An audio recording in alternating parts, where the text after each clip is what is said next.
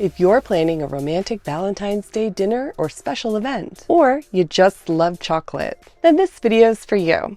I'm your mixologist for today, Lolo. Today we're going to be making a chocolate martini to help you celebrate your Valentine's Day. This is a martini drink, so we're going to make it in the mixing tin. But first we have to start by rimming the top of the glass with chocolate. So we're going to go ahead and melt our chocolate first. I just melted the chocolate, so we're going to rim our glass. First you're going to dip the glass in chocolate and then the sprinkles. So after you dip it in the chocolate, you dip it in your sprinkles. This looks delicious.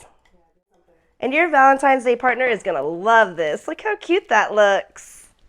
So now it's time for the drink. So I'm just going to go ahead and slide these out of the way to give myself some more room. So your drink consists of Absolute, Bailey's, and creamer. So we're going to start with 2 ounces of vodka.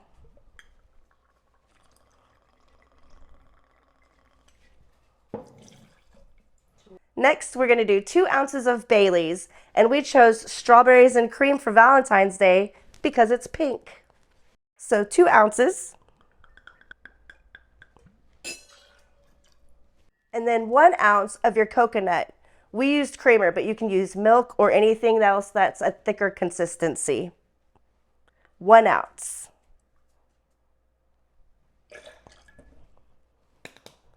Now you can go ahead and add your ice and get ready to shake this bad boy. Ice and mixer, shake. This is going to be a delicious Valentine's Day drink.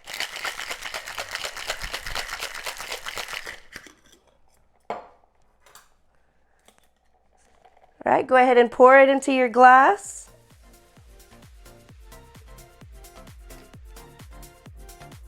That looks so yummy. And because it's Valentine's Day, we cut our little strawberry hearts with a cookie cutter.